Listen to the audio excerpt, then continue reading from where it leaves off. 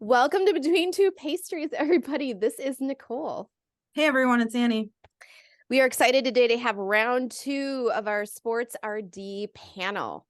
We had some awesome conversation last time, which I was actually just reviewing a little bit before we even got on today too, and it's just good stuff, ladies. So we thought, let's come back together again and get a little personal this time. We're gonna get a little personal. So let's reintroduce everybody.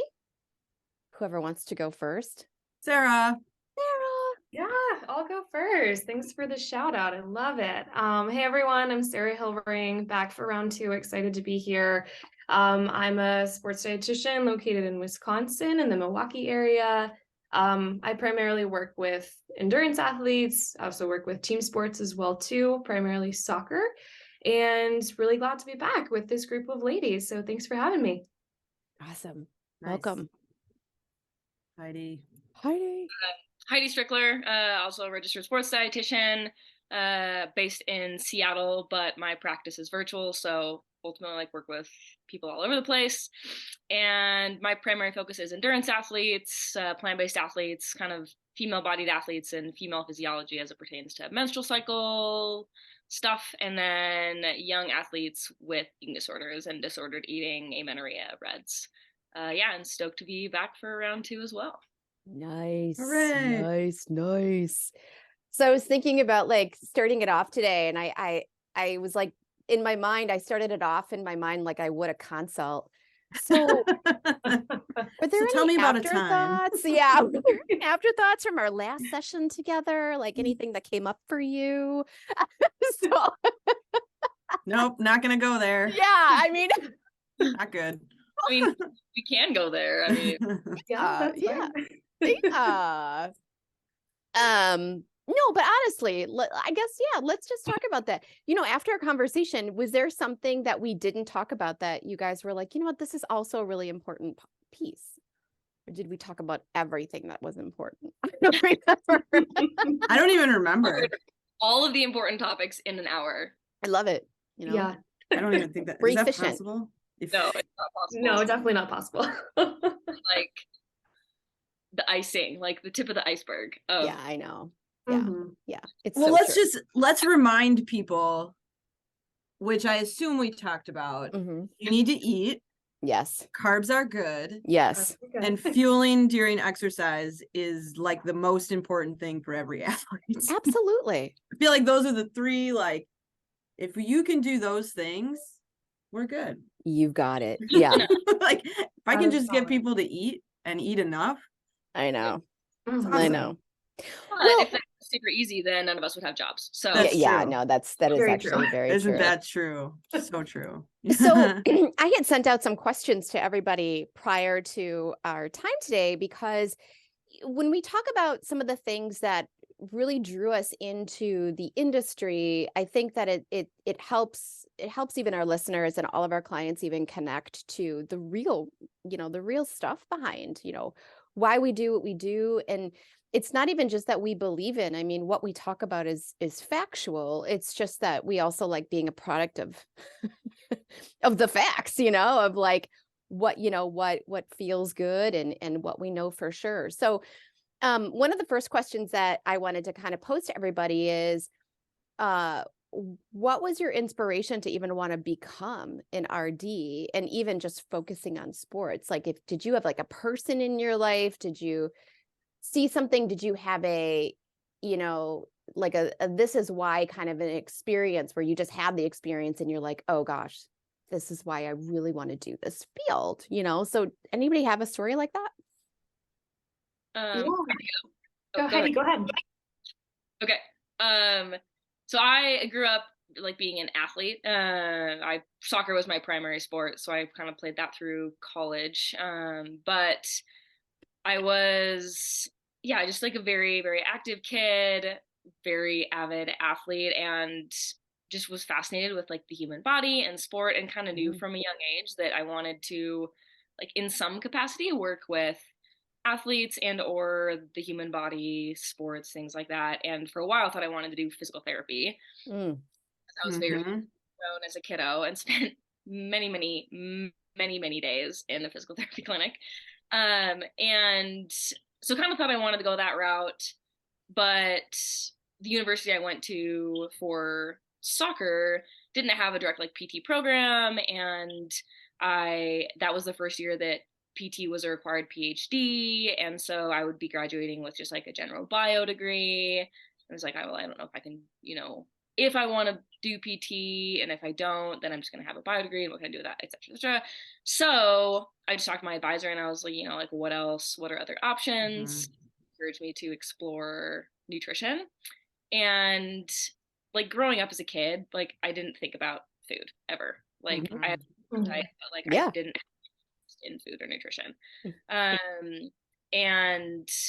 But I remember I took my first nutrition class was food science, and I was sold. Oh, like, cool. I'm a science nerd. Yeah. Food science is awesome. It is like, though. The chemistry. Oh, I love it. And it's fun. Yeah. It's like the first time I had really ever cooked outside of like toaster waffles and peanut butter sandwiches and Sweet. We've all been there too. Yeah. And so I think that definitely like just felt really good. And then as a collegiate athlete, we did have nutrition. I mean, we had a or one of the athletic trainers talked to us about nutrition, which is what it is. But I definitely kind of started to be more aware of like the impact of nutrition on athletic performance with like my teammates and I at the collegiate level. So yeah, I think it was kind of this combination of that exposure and like marriage of nutrition and sports at the collegiate level, and then just being fascinated with food science. And love it. So yeah, it was kind of that. And back then there was no real like sports nutrition wasn't very big. Yeah. At all. Yeah. It was like weight loss focused, clinical focused. Oh yeah. It was focused on. And like sports dietitians were, a few D1 universities, a few pro teams, very few jobs. And so luckily my university had a sports nutrition degree. So I like double majored in dietetics and in sports and exercise. Perfect. So yeah, that was kind of my background. And then was sold. I love it. So cool. Sarah? Awesome. That's awesome, Heidi. Kind of similar to your story as well too. So definitely some overlaps for sure. For me, I always knew I wanted to be in healthcare as well and work with athletes. Very similarly, grew up playing sports, super active. My parents let me explore everything. Probably too many activities, a lot growing up. So a lot of time spent in like training sessions, PT as well too. Definitely a route I considered for a little bit, but I loved the way that sport shaped my life, enriched my life. It still does because I still do it. And so when I entered college, I thought, okay, being a sports medicine physician, that's it. Like that's the route I'm going to go down. That just makes a lot of sense. So I hopped on that pre-med track, as a lot of people do when they enter college. I had no idea being a dietitian even existed at that point. I just thought, PT, OT maybe, working as like athletic trainer, kind of those awesome routes, but didn't even know nutrition was out there as one of them. And then I kind of took a segue. I got involved with sustainability and food equity projects. And a few friends of mine and I started a food recovery network on our campus.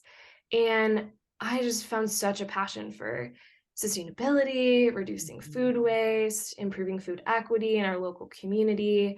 And that's when I really started to engage with food, because before I had, even similar to Heidi, I'd never really thought about nutrition too much. So when I was younger as an athlete, I didn't do a crazy amount of cooking or didn't get super involved in the kitchen, although I wish I would have now. That would have been helpful when I was younger.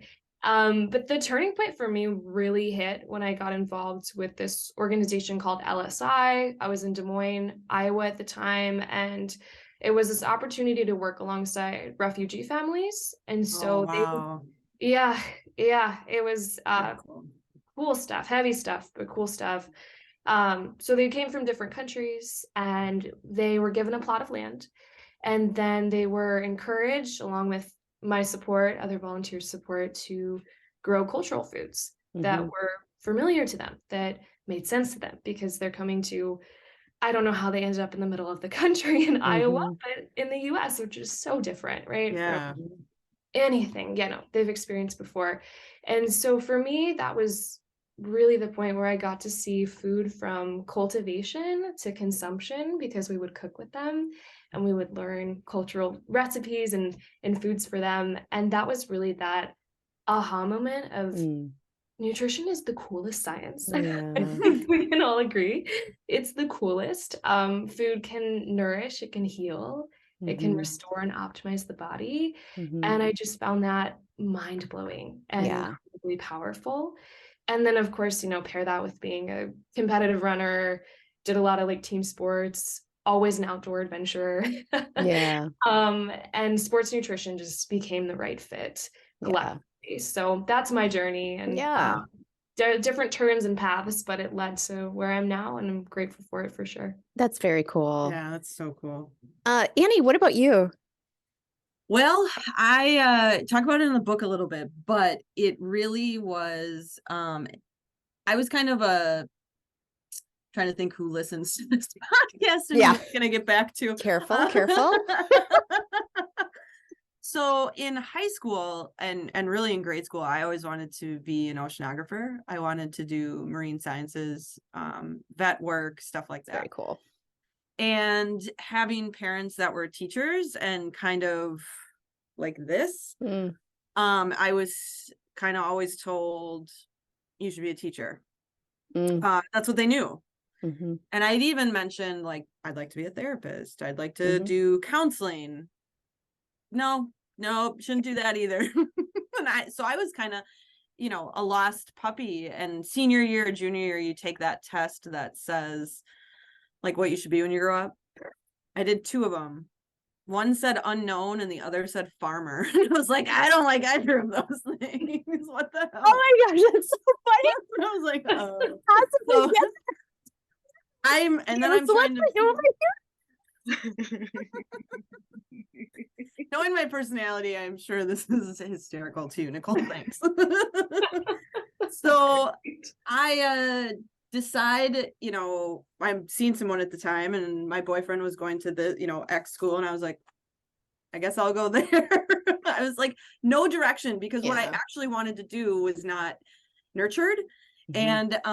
And I was too, back in the day, we didn't have the resources they do today to find colleges. Like you were on your own, and we didn't have really good counselors. Like it was just you figuring it out. And so I ended up, at Marquette, which was great, started in education.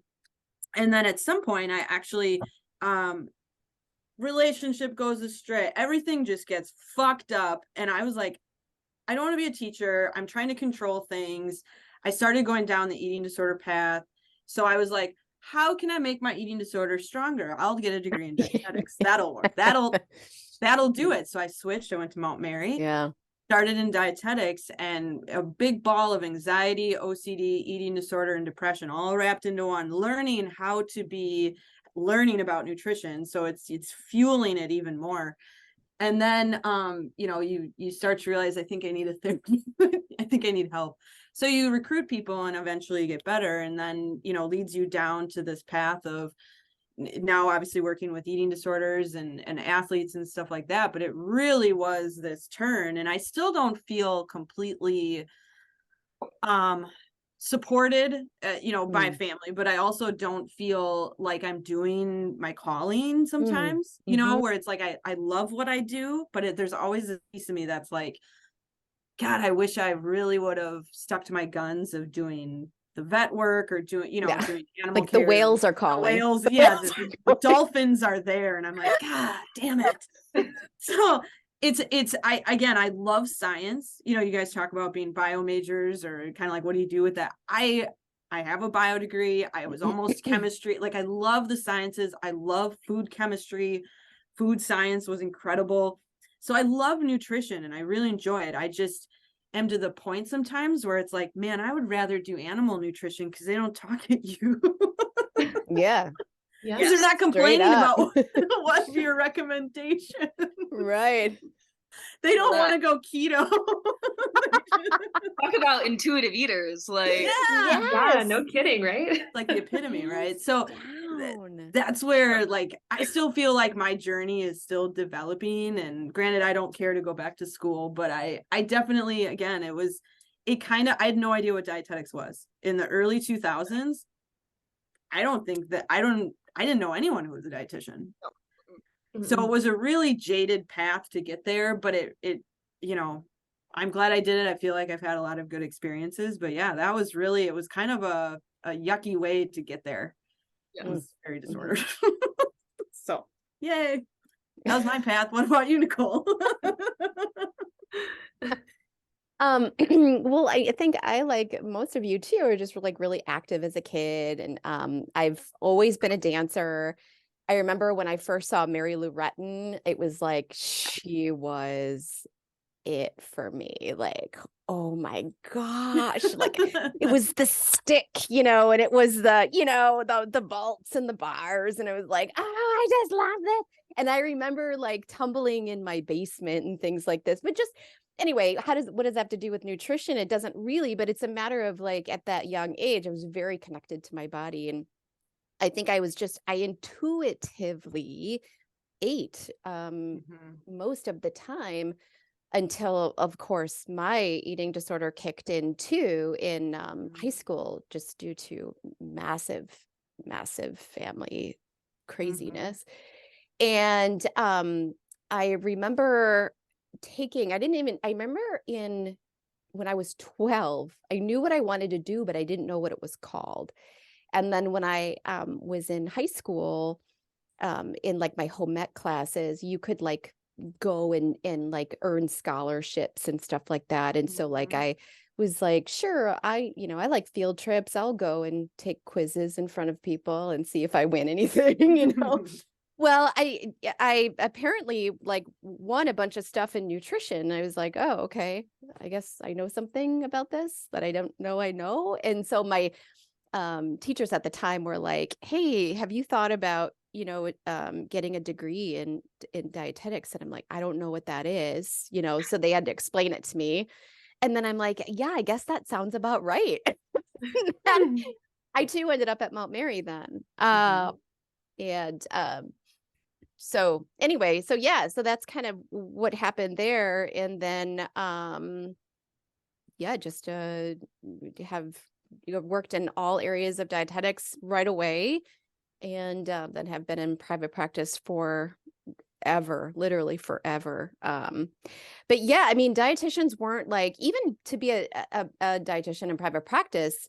I mean, my career began in 1999. It's like no one was barely in private practice, let alone when you thought about, I hated this too. Whenever it was like, oh, you're a dietitian. Oh, can you make me a meal plan? Yeah, right. No, Tell I me what can't to make eat. you a meal plan. Like, meal plans. What are you talking about? It's like, this is not what I do, kind of a thing. Whatever. Anyway, that was my own journey. So Awesome. I mean, some terrible details in between, but by all means, let's not go there. Right. So like we were talking about, I'm sorry? I have a question. Yeah. For hypothetically all of you, but so both of you went to Mount Mary. Yeah. Both eating disorders. Like, I don't know. What's wrong with Wisconsin? Yeah. What's going on there? So I had zero issues with like food. I think I was aware of like body stuff in high school, but then I got to college and started like struggling with. It was the first time I remember like being aware of food and like being aware of calories and things like that. And ultimately ended up with like a very severe eating disorder and went to treatment like in my 20s. But I like, Annie, how you said, you're like, oh, I'm going to get a nutrition degree because this is going to help. Teach me how to be sicker. Eating disorder. I'm going to master it. Right. It was like, I'm going to pay a lot of money.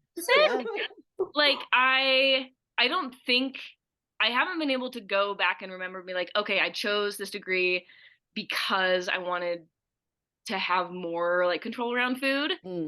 my degree 100% gave me an eating disorder, or like taught me how to have one. It Oh, does that too. 100%, Yeah. 100%. Yeah. Especially And how they so- teach nutrition as and I teach a 200 level class at Mount Mary in the fall every semester, and Full circle.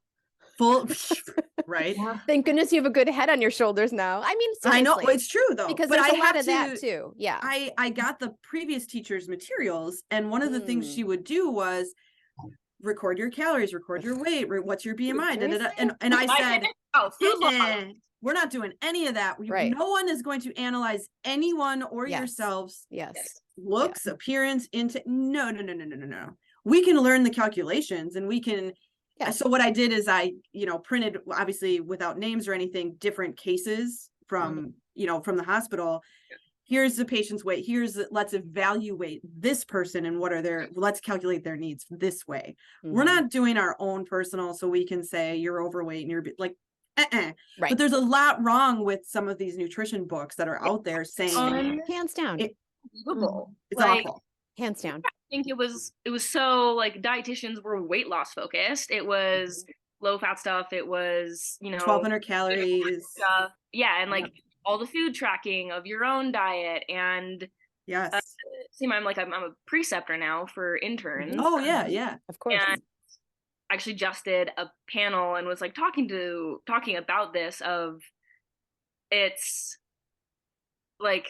so interesting to like think about. And I hear this story, which is kind of why I was interested with you, and like Sarah chime in as well. I don't know what your program was like, but feeling like there's this common thread of like a lot of dietitians their degree was like wrapped up in their eating disorder. Eating disorder. Yeah. And this is one of the reasons why I like to precept now, is because I want them to see the back side, like the harmful side of that side of nutrition, and there's another way to practice. Mhm. But yeah, I just so Annie, when you were bringing that up, it was because it took me a really long time to figure out like why I developed an eating disorder, and I was like very confused for a while. Yeah. about Yeah. Mine was very pointed to a poor, like a relationship gone wrong. Yeah. And that, like I know that exactly, and that control piece. But again, the weird shift to I need to be a master at this. Boy, that's a scary thing. Yeah. And once Yeah. you know that that's happening, I didn't start in clinical. I started in food service management, which I really liked. It's fine, but I told myself you are not allowed to take a clinical job until you're not. To me, that's hypocritical, right? Like you can't go and tell people how to eat or what to eat and all of these things, because I've seen a lot of dietitians or people who think they're, a nutritionist or whatever, give recommendations, but based on their opinions, based on their own disordered eating. And it's like, you have to 100% set aside all of your beliefs. Absolutely. And really, when you're working with someone with CHF, blah, blah, blah, you're working with someone with cancer, blah, blah, blah, eating disorders, athletes. And so I really was like, you're not doing clinical until you 100%, because that's not right to do. And I hope that, Nicole, you're a preceptor too. When you get these interns coming in, and I get interns time and again here, and I remember having one when I was doing, I was a dietitian for a partial eating disorder, and I had an intern, and she went, and I was like, oh, we were going out to lunch to Culver's to do challenges and blah, blah, blah. And I said, hey, go by the group. I'm just finishing up a note sort of thing. And she said she didn't know we were going to Culver's because she's an intern. The patients knew, and the patients were like, oh, we're going to Culver's. And she's like, why are you going to Culver's? That's not a good place to eat. I'm like, oh my God. Like, oh, you just like killed it, because she has a belief. And it's like, it's frustrating. And not only because of eating, you're working with people who they're even more, sensitive to that sort of a thing and doing exposure work, but like this idea that it's fast food, we can't eat that. It's like, guess what? They have salads, they have chicken, they've got mashed potato, like, it's fine. Right. It's food. Fine. Right. It's food. It's fine. Eating disorder, I talk about this when I present, and then I really like reinforce it with my eating disorder clients, which was like, I think one of the most helpful things when I was in eating disorder treatment and was like very much struggling with like a specific thing that we had to have for lunch. My dietitian was like, Heidi, it's just exchanges. Like this meal meets your exchange plan, just like Correct. quinoa and grilled chicken and broccoli would. It is literally the exact same number of exchanges. It just looks different. Mhm. And like it was such an aha moment for me. So I use that with my athletes. I talk about it when I present of like our bodies don't see the packaging of like a Luna bar and a Pop-Tart. Like our No. bodies don't see, you know, a Big Mac or quinoa bowl. Like our body knows carbs, proteins, fats, Correct. fatty acids, sugar. And so it's like Mhm. it's like how its presentation is totally societally like societal judgments. Like our Yes. so Right. yeah, it's just like It's frustrating. It's infuriating, especially once you're in recovery, past recovery, you know, whatever. And you start to work with people where they remind you of what you used to be. And it's kind of like, Yes. you just want us to be like, no, life is so much better. Yes. But I can't tell you how much of a better therapeutic dietitian I am, you know, to be able to talk. And again, I don't share my story with any clients or patients or anything like that.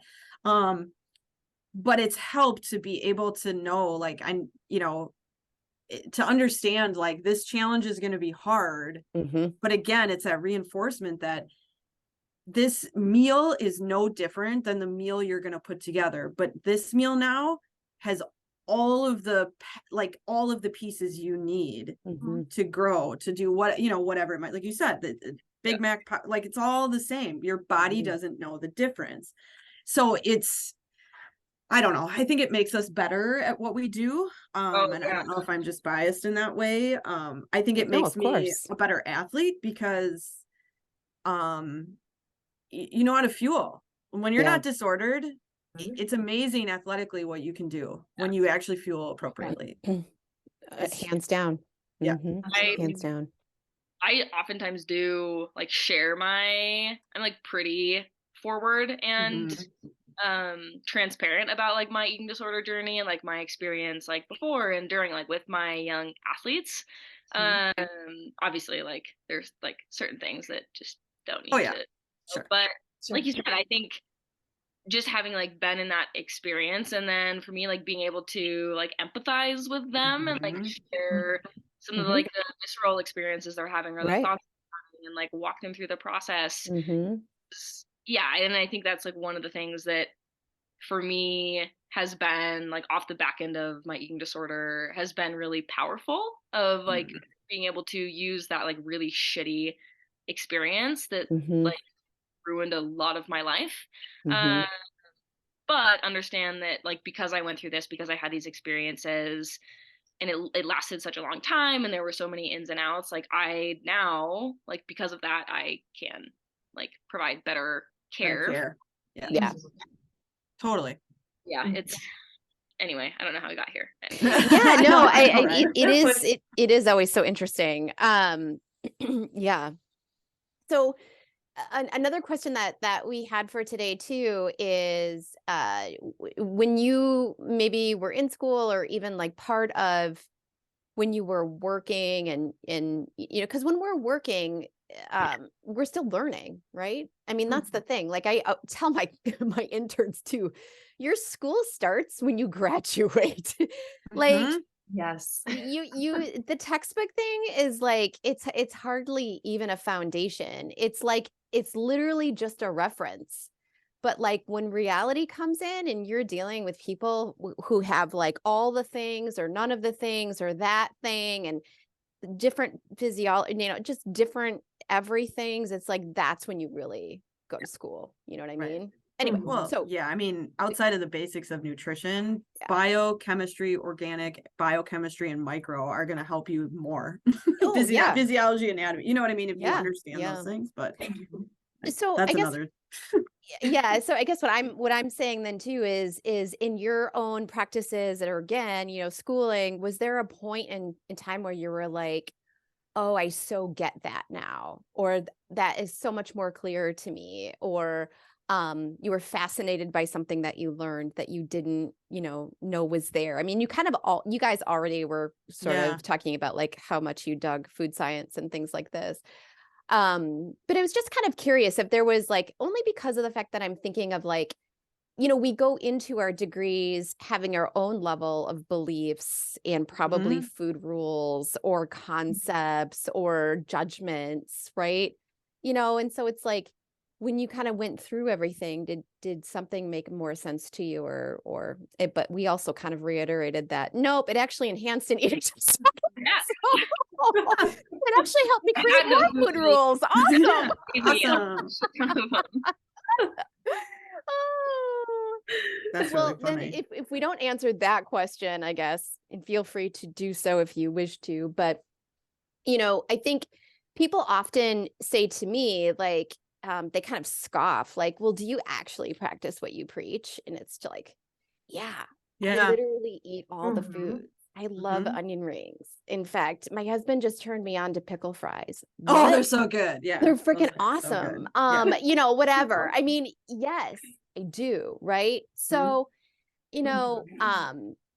how Which do you is a yeah. testament to just how disordered societal eating is, Yes. because they really struggle to believe that someone who's telling them to eat, I don't know, pickle fries, that's totally off base. Yeah. Do you know what I mean? Like Yeah. that would be weird. And Yeah. that's what's so like Yeah. kind of eye-opening in a way, where it's just like, why is this so crazy to you? The thing is, for me, because I'm such a huge advocate of just balance, it's just, whatever. And I can't like, to me, I just think of like, it's so much easier to live balanced than it is to not. Like, I don't know why. Yeah. Why do we want to make it harder? Why do we want to think harder? Why do we want to count things? Like, what? Mhm. My gosh. It's just like, anyway, that's me. But what about you guys? Yeah, Sarah, go for it. Yeah, absolutely. I kind of was thinking about this when we were talking about our previous topic, but just how I've been in instances too where I like to break the mold of those like societal norms that are put into place. And I've been in situations where I'm, the only dietitian on staff at, a sports medicine practice or XYZ, and we go out to lunch. And people are like, so what's the dietitian ordering? Yeah. What Yeah, is I she hate gonna that. order? What kind of salad are you gonna So get? aggravating. Yes. Yeah, Don't it's want so to buy aggravating. order. I don't Yeah. normally like this. Mm-mm. Yeah. Oh, Yes. yes. Oh. Ugh. And we've all heard it, right? We've all heard it exactly like Heidi said. Oh, I don't normally order this, or like, oh, today's like my day off, whatever that Yuck. means. Oh, Whatever off that days? means. Wait, oh, no. Yeah. Mm-mm. Mm-mm. Today's And my cheat day. Mm-mm. Hate cheat. Oh my gosh. oh, I do not like the Oh, cheat. The stop cheat it. day Yeah. terminology. Yeah, please let that go. Leave that at the Yeah. door. Check it. We Mhm. don't need Yeah. that. And also, we don't care. Like, we don't Uh-uh. care. We No. really don't I care. give zero shits about what other people are eating. Please stop Unless they're telling my us about it. party. Yes. Yes. Yeah. I don't pay attention. Could care Mm-mm. less. Absolutely not. Yeah. And so I always like to challenge that, right? Of like Annie, you were saying, like, well, let's go to Culver's. They're like, the dietitian wants to go to Culver's? What? Mhm. Like, what is happening? Like, it's okay. Like you said, balance. Balance is just fine. It's such an easier place to be. It's such Mhm. it's a less, maybe I had a coworker ask me this too, actually, of like, how do you make balance sound like sexy, right? Because he's like, people want the things that are on one extreme or the other. They like really gravitate towards those quick fixes or those things that are gonna Mhm. have that like, immediate result or seem really desirable right away. But what a better life it is to be when we're just in balance and in flow and just enjoying where we're at. So I very much like to challenge that wherever I worked before of dietitians do not care. We're not, here to manage what you're eating. We're here to be a part of the group and enjoy. And we can go to Culver's too. We can Right. enjoy pickle fries. Just enjoy. If they do care, that should be a red flag.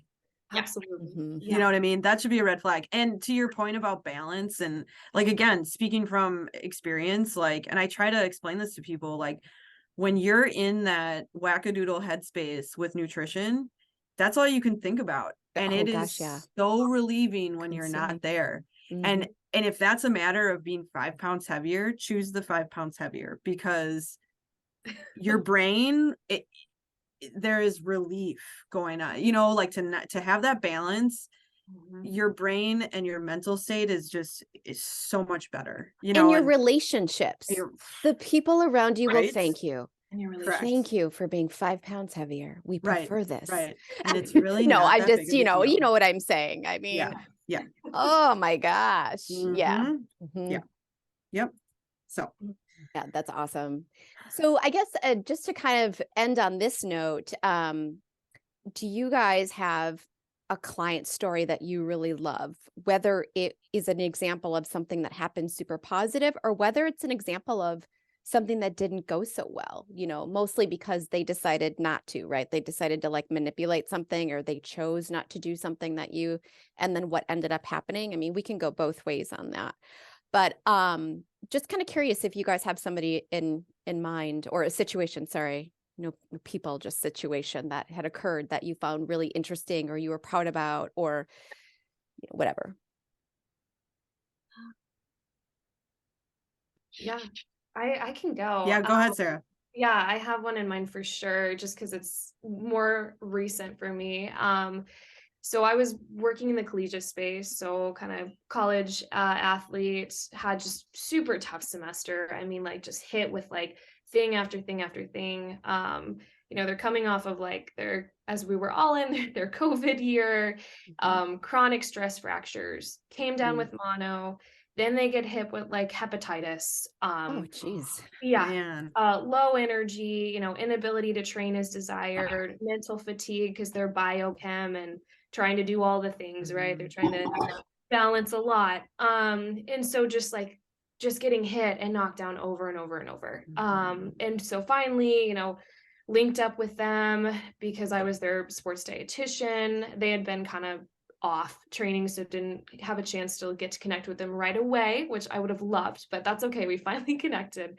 And just found out that there was just a ton of gaps in knowledge, a ton of just misinformation, just not sure where to go, not sure really how to fuel just like basic things of how to build a plate for oneself, you know, how to fuel and energize oneself, why it's important, like we talked about in last podcast, of eating carbs during exercise, making space for hydration, why that's important. So it was really a space where we had to do a ton of education, where we met weekly, to be honest, to just get this individual back on track. And we just worked from the most basic nutrition, you know, up to sport and why those two coexist and the importance of bringing that all together.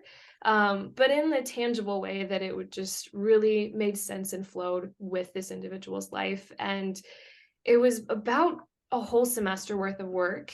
And then we hit winter break. And then I get this text from this individual and they're like, I feel good today. Like I have energy today. And my mentality is so much better than it was in the fall. Like I just, something feels like it's clicking. And that's, I think, one of the best, most rewarding things as a practitioner is not just the physical piece, but the mental piece, right? Like, Oh gosh, they yeah. feel like the wheels are turning again. They feel like the energy and their mood is where they need to be. They're feeling like themselves. They're feeling stronger.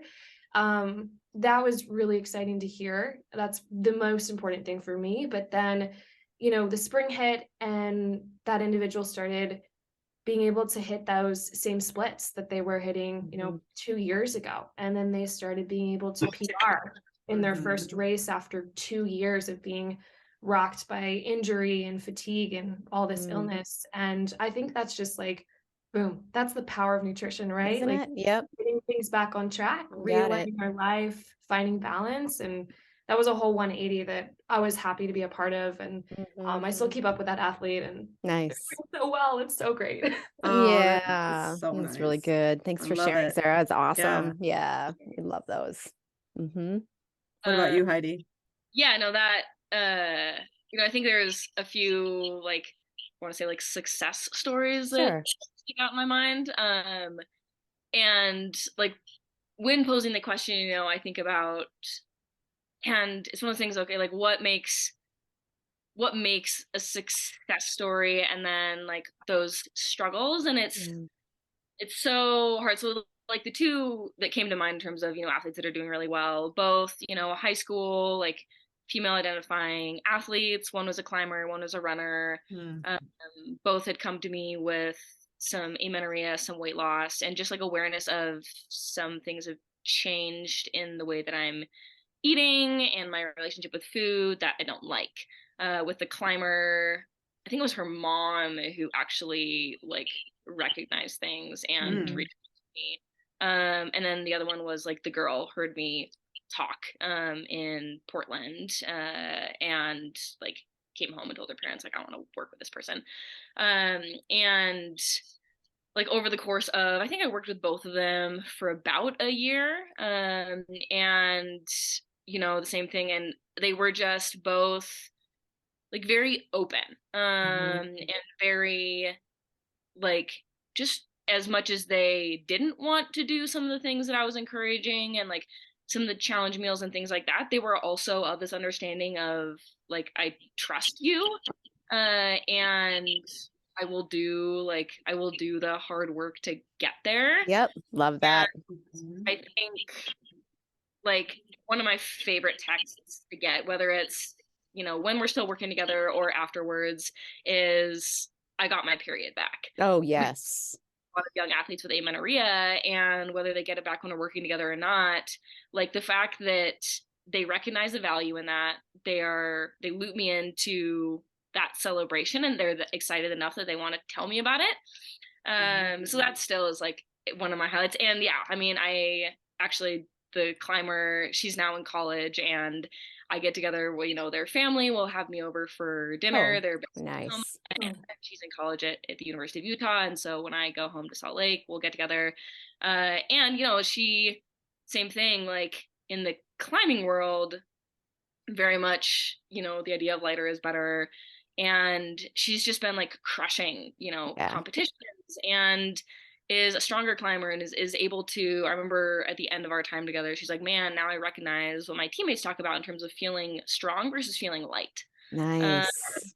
And then, yeah, the runner just being like the mental freedom that she experienced, like you were kind of talking about, Sarah, like off the back end is it's so fun to witness. Yeah.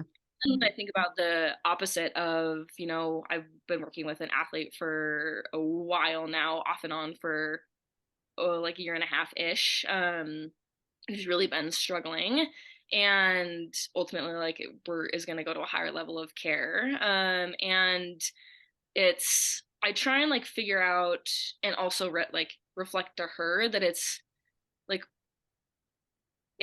those two athletes were like ready to do the work. They didn't want to do it, but they also were willing to. And it's like, man, what is it about like this other situation that is making recovery and in like an outpatient setting so much harder, and beliefs so much, the roots so much deeper.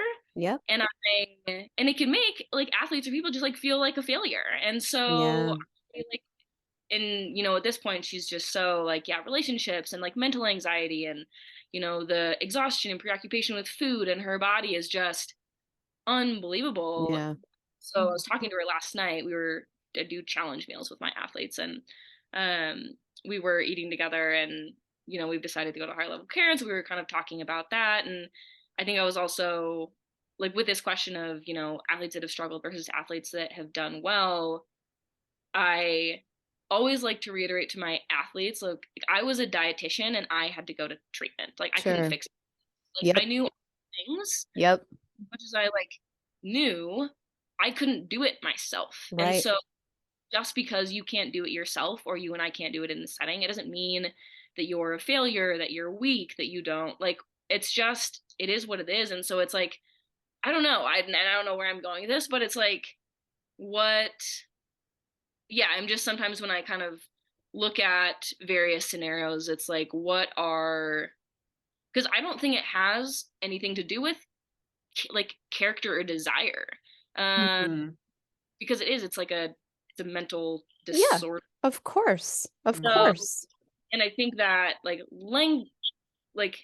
yeah, but because it's still not recognized as like so much off, as a Yeah. mental health Oh, disorder, yeah. is these people who are generally more like type A achiever mentality will get caught up in like, I am a failure because I can't do this. Mm-hmm. Mm-hmm. So yeah, anyway, Yeah. Well, and I also think too, once you have that diagnosis, people, or you go to treatment, people just, it's that automatic, like, well, you're fucked up forever then. Mm-hmm. Like there's always that kind of stigma that comes with it. Like, oh, I've been to treat of any sort of treatment. Yep. Even if it's 3 days that you're there, like, oh, I'm, everyone's going to think I have a problem, or I'm not fixable, or, that this is still with you or whatever. And it doesn't have to, Right. it's, and that's, I think with eating disorders in particular, it's still very focused on women in Mhm. society and people who are too thin. Yeah. So, you work with people who are not too thin and they have full-fledged eating disorders. Absolutely. And they're orthostatic and they Absolutely. need care. And yet the medical side is like, their weight's okay. What? It's all about their stupid weight. I know. Yeah. It's like, Absolutely. oh my God, no, like look at their number, look at Yeah. the labs, look at, Yeah. it's fine. We'll just give them some potassium. I'm like, what? I know. Yeah, and just like It's hard. so many of those like vitals, whether it like that are just brushed under the rug or again like Mhm. normalized, like Yeah. in Yeah. that athlete community of like, oh, a low resting heart rate is an athlete's heart rate, or Right. female athletes will lose their periods Right. when Because that's they're training normal. hard, and like I would like that's it just aggravates because Yeah. Oh yeah. like Yeah. I was like very typical eating Mhm. disorder, like Mhm. presentation, runner, way underweight, had lost my Mhm. period, Mhm. all the things. Yeah. But because I wasn't an athlete, no doctor blinked an eye. They were just like, Mhm. oh, this is normal. And like that, That's just fucked up, and like that idea of, I mean, I guess kind of back to that question, like practice what you preach, Mhm. like the assumption of like dietitians eat healthy, like fed my eating disorder because I was like, oh, Mhm. I can't like It's Pop-Tarts. pressure. People aren't going to trust me to like Pop-Tarts. Yeah. What they expect a dietitian to eat, or I need to look, like they expect a dietitian to look. So yeah, I think also just like the normalization of not like, or how common, just because something is common, it doesn't mean it's like normal. Yes. Right. Exactly. Right. Right. Because I think we can honestly safely say that, and I think it's a very high percentage, but most people have disordered eating, Mhm. whether you want to call it a diagnosed eating disorder or not. I feel like that's probably in the camp of like 80% of our population, maybe even more in our country in particular. Mhm. Yes. So yeah, and most of that is it's going to completely be a mental issue there. So Mhm. Rooted in fat phobia and of course, privilege and like Right. all things, right. What media tells you should look like, and again, just I talk about that a lot. It's just a complete disconnect to our whole internal self and our body in general. So I find too that when people really choose to just surrender to the process and take the thinking out of it, they start to actually experience their body in a way they have never, and realize that trust can actually be there. And that's where I find, people really healing. So yeah. Yeah. 100%. Awesome. Well, guys, we got to wrap up. I know Annie and I didn't really share, but I feel like we share things. We should do a pod We can do where this. share we can like do this all again. these things. Yeah, we don't. This is your time, you guys. Yeah. This is our time. So anyway, it was a pleasure once again, at least on my behalf. It was a pleasure to have you guys. 100%. Whether you guys have second thoughts, I mean, I don't know, but I'm just saying, like, we enjoyed it. We enjoyed it. That's so. release for all of like my pent up dietitian. Oh, good. That's why we made the podcast, I don't is to hear it. vent. I love it. Well, it's important for people to hear, like, yeah, we're normal too, and we get pretty mad. Mhm. Podcast. I was like, oh my God, this is what I've been looking for. This That's is- hilarious.